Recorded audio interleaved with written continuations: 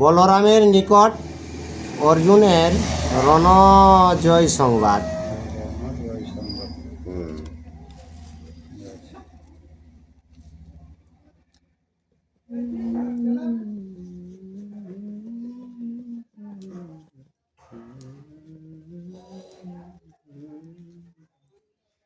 বিহান বিহান mic ten যেটা দেখনো যে টানটাই কনসার্টটা দেখবি আসটাই দেখো কে বাইরে আইতে সেই সময়টা আর সসাই নে বাইর লেন বালা রাম গো হইলেন বালা রাম গো হেন কালে দূত আসে করিল প্রণাম গো। তো বলরাম কিনা গেল্লা হেন সেনা সামন্তা লেলে লেকে আর অস্ত্র লেলে লেকে রনে একর পর অর্জুন একসঙ্গে যাতা গে অনুমানে বাইরে হলা ই দেখতে গেলে জালি লেকে দুতে জালি লেকে আর প্রণাম জানাবে বলরাম আর ঊর্ধ্ব শ্বাসে কহে বার্তা কাঁদিতে কাঁদিতে গো কাঁদিতে কাঁদিতে গো আর রক্ষা নাহি প্রভু অর্জুনের হাতে গো। তো দুধ কান্দি কান্দি জোড়াত কে ঘে প্রভু বলরাম শুনো অর্জুনের লড়াইয়ে আজ রক্ষা নাই এই মতন অর্জুন একবারে শেষরা কেটে দিল আর সুভদ্রা চালায় রথ না পায় দেখিতে গো না পায় দেখিতে গো তখন আকাশে উঠে কখনো ভূমিতে গো। হে বলরাম সুভদ্রাকে নিজের রথটা যে এমন চালাচ্ছে তো কখনো আকাশে তো কখনো নিচে না ভাঙছে এইরকম মানে সেই বিদ্যুতের মতন রথটার রানিং কে আর কখনো লুকায় মেঘে ক্ষণে সৈন্য মাঝে গো ক্ষণে সৈন্য মাঝে গো নর্তক খঞ্জন প্রায় ঘন ফেরেতে যে গো। তো কে কেমন ভদ্রায় রথটাকে চালাছে কখনো আকাশে তো কখনো মেঘে লুকাছে আর কে কে বিদ্যুতের মতো রথটা কখনো ঝলক মাত্রা কে কত ধৈর্য পাইরা যাচ্ছে কোনো নির্ণয় নাই। আর দক্ষিণা বামেতে রথ বায়ু বেগে ছুটে গো বায়ু বেগে ছুটে গো ক্ষণে ক্ষণে থাকি সূর্য মণ্ডলেতে উঠে গো। তো কে যায় না দিকেই বলার বাঁ দিকেই বল রথটার এত বেগ ক্ষণে ক্ষণে কে সূর্যর কাজ কত বাজে ও ভবন করছে তার কোনো গ্যারেন্টি নাই এই মতো রানিং আর যুদ্ধ করে পার্থ সভা সৈন্যের সম্মুখে গো সৈন্যের সম্মুখে গো কোন ঠাই থাকে তাকে কেহ নাহি দেখে গো। তো ভদ্রায় রথটা চালাছে আর অর্জুন যে মারছে বানগুলা চালাছে তো কঠিন আছে সেটা অর্জুনকে আর দেখতে পাওয়া যায় না। আর নানা বর্ণে ধনঞ্জয় অস্ত্রগান ফেলে গো অস্ত্রগান ফেলে গো আরে অগ্নি অস্ত্রে কোথায় রায় দাবানলে গো তো অর্জুন ও যে ভদ্রাগ রথটা চালায় তো এখন অস্ত্রে ছেঁচড়া কেরেন আর কিনা কেরেন অগ্নি বানে তারাকে কুণ্ডলিকে লিখে আর পোড়াই মোড়াই দেন এরকম অর্জুনে আর কিনা যদু সভাকে ক্ষতি করেন আর কোন খানে বায়ুতে লায় সৈন গণ গো ফেলায় সৈন গণ গো কোথাও ভুজঙ্গ অস্ত্র করে বরে সনগ তো অর্জুন কিনা কেরেন এখন পবন বান মারি দেন ঘূর্ণি বাতাসে কাহা লেগে ফেলাই দাও কখনো কিনা কেরেন বানের দ্বারাই হাজার হাজার সর্প ছাড়ি দেন আর যা লেগে দংশন করে তো এরকম আর কিনা বানকে ছোটা আর কোন খানে জলবৃষ্টি শীতে কাঁপে তনু গো শীতে কাঁপে তনু গো কোন খানে সরজালে না দেখে যে ভানু গো তো কোনোঠিন বরফ বৃষ্টি কে দেয় তো সবাই একবারে বরফে কাঁপে শুরু করলো কোনোঠিন কিনা কেরত সেই কুণ্ডলি বান একটা দেখছেন সেই বানে আর কিনা জাল সদৃশ্য ঢাকাই দেন আর সেই সে সবারে মারে কেহ তারে না রে গো কেহ তারে না রে গো যতে কমারিল সৈন্য কে কহিতে পারে গো তো দুধটা দুধ যেটা গেলা তেই বলরামকে জানাবে কে কত যে সৈন্য অর্জুন মারল সেটা কে আর বলতে পারা যাচ্ছে না।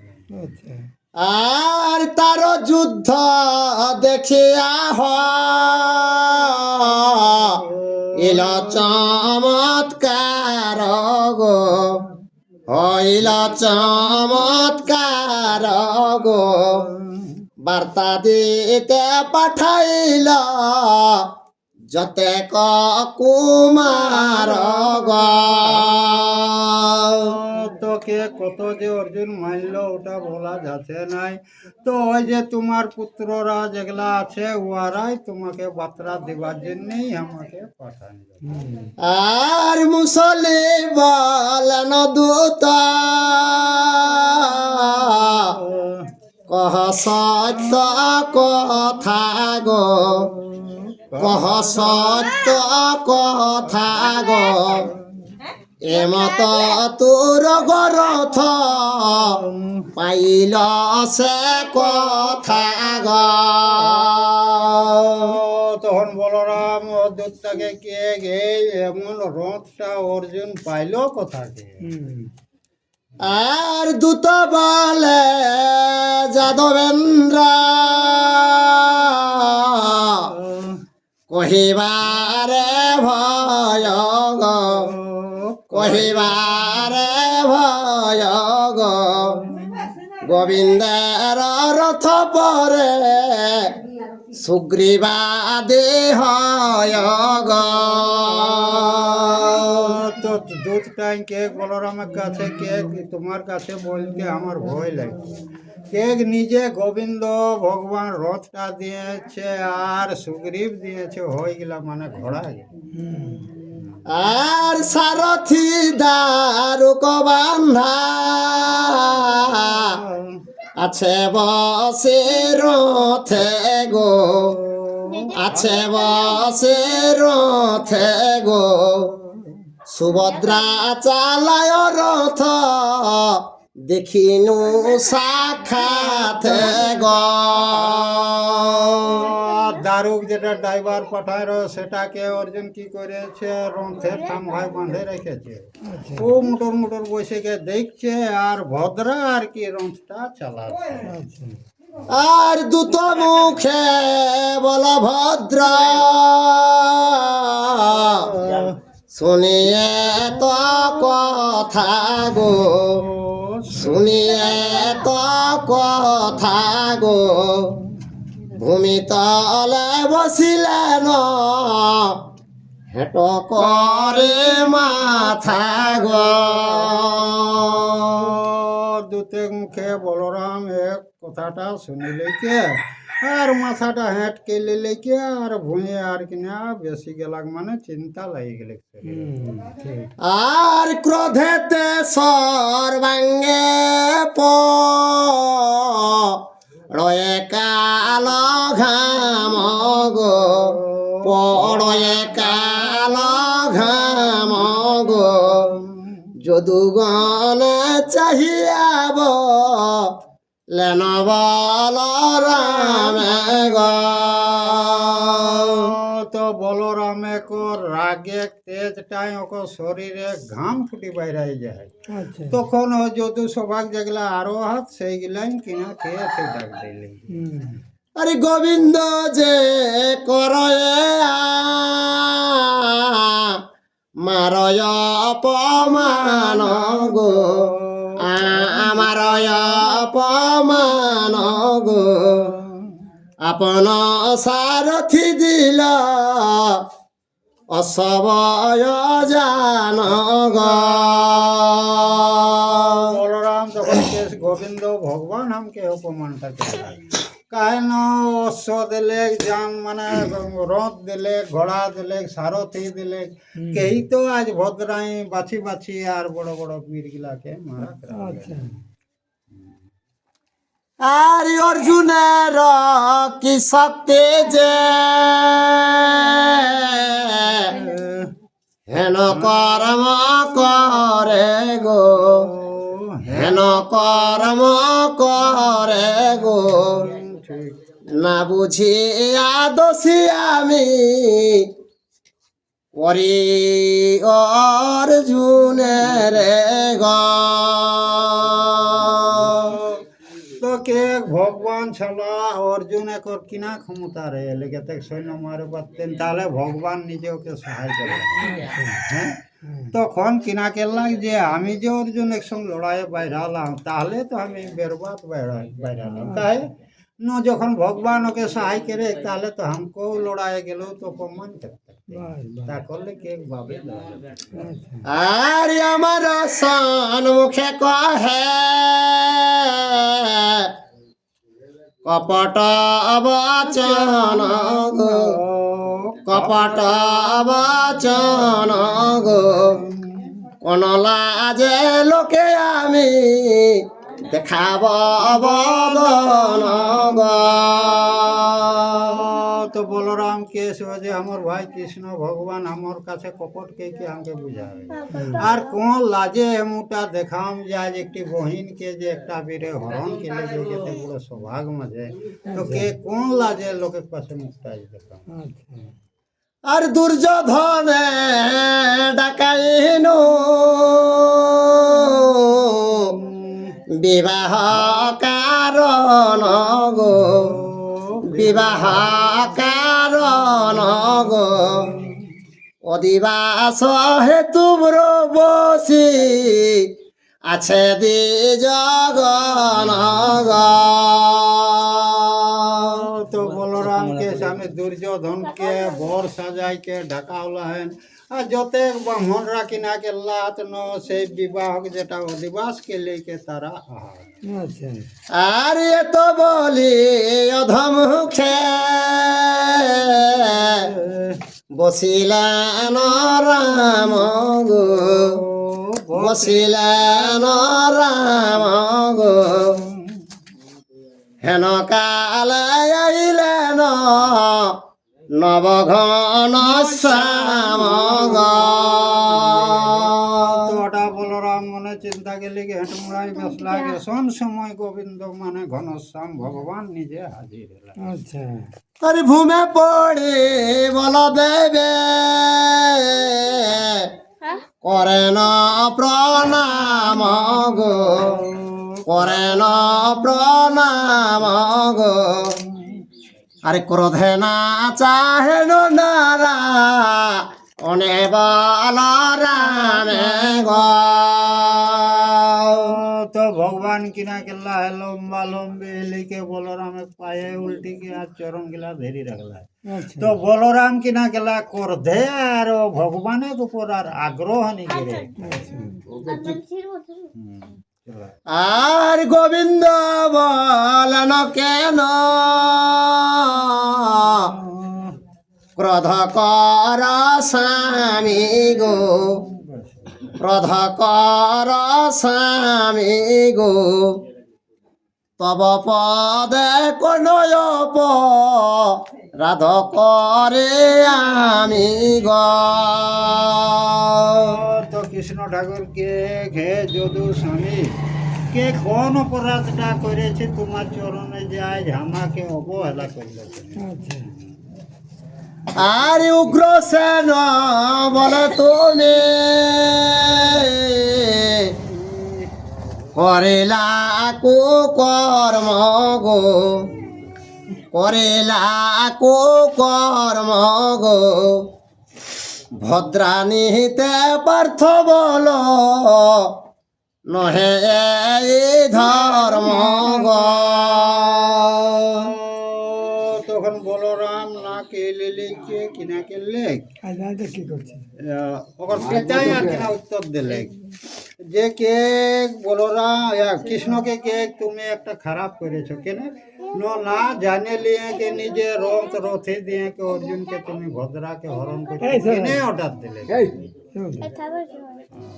আর নিজর তোরঙ্গ রথি দিলা তারে গো, সারথি দিলা তারে গো। তোমারে না দিয়া দোষ দিব আর কারে গো। তো তুই রথ সারথি সকলটা দিয়েছিস অথচ অর্জুনকে অর্ডার দিয়েছিস বলরামকে আর তাহলে দোষ আর কাকে দেবো? উগ্রসেন করবা পারি সেইটা কি? হরি গোবিন্দ বলেন ইহা জানে সর্বজন গো, জানে সর্বজন গো। সেই রথে চড়ি পার্থ ভ্রমে অনুক্ষণ গো। তো গোবিন্দ উত্তর করেন যে সবাই জানে রে বাবু অর্জুন কি করলো সেই রথ লেনা ভেউ ভুঁয়ে লড়াই ভিড়াই গিলা যত করেছে রথে তো থাকে না। আর কি মতে জানিব শেষু ভদ্রালবে হরি গো, সুভদ্রালবে হরি গো। নরমায়া বুঝিবারে নাহি আমি পারি গো। তো ভগবান এখানে মিছা কথা খেলা তো কে কে জানে যে ভদ্রাকে ও হরণ করে নিয়ে যাবে সেটা আসে নিজে অর্ডার দিলায় এইখানে বলরামের কাছে মিথ্যাবাদী কথা বলছে। সময় ক্ষেত্রে কে হ্যাঁ তো একটা জীব যদি প্রাণ বাঁচে তো মিথ্যা কথায় কোনো দোষ নেই। তো কে দেখে কোনে জানে যে ভদ্রাকে হরণ করতে আর ভদ্রা যে নিজে সারথি কর্ম করতে রথ চালাতে সেটা তো আর জানে না। আচ্ছা আর ইচ্ছে কারণে প্রভু আমারে আক্রোশ গো, আমারে আক্রোশ গো। ভদ্রাজ দেবাহের রথ দারুকে কি দশ গো। তো ভগবানকে এই কারণে আমাকে তোমরা দোষী করছো। তো কে দারুকের কি দোষ, যদি ভদ্রা যদি হাতের কড়িয়ালটা কাঢ়ে লে, তো উহার যদি ভদ্রার মন আছে, তো আমরার আগে কোনটা করবে? আরে কহ সত্য আপন দূত দারুকের কথা গো, দারুকের কথা গো, কি রূপে দারুক আছে অর্জুনের সে থাগ। বলরাম দূতটাকে শুধায়, তাহলে দারুকের খবরটা বলো, কে গ্রন্থের মধ্যে কিভাবে দারুককে বাঁধে রেখেছে সেই খবরটা জানাও। আচ্ছা আর দূত বলে দারুক আয়া মন বসে নাই গো, আপন বসে নাই গো, বন্ধন করিয়া তারে রাখিল গোসাই গো। তো দারুক তো নিজে বসে উঠাবে সাউকের কোনো ক্ষমতা নাই, কাহে না তাকে তো অর্জুন তো তাকে থাম্বাগ মধ্যে বন্ধনকে রাখলাম। আচ্ছা আর শ্রীকৃষ্ণ বলন শুন যতে যাদব গো, যতে যাদব গো, এই কথা বুঝ কো রিয়ায় অনুভব গো। তো ভগবানকে যদু সভা যত আছো শুনো, কে তোরা নিজের মনটাই অনুভব করে কে তাহলে বুঝে দেখো। আর আদি পর্ব ভারত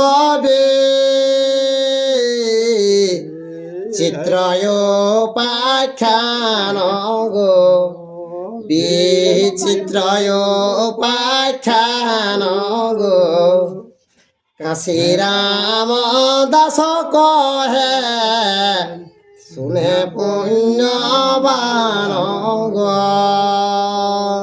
জয় শ্রীকৃষ্ণ। ইউটিউবে যারা এই ভিডিওটা দেখছেন অবশ্যই একটা সাবস্ক্রাইব, লাইক, কমেন্ট, শেয়ার করে দিবেন।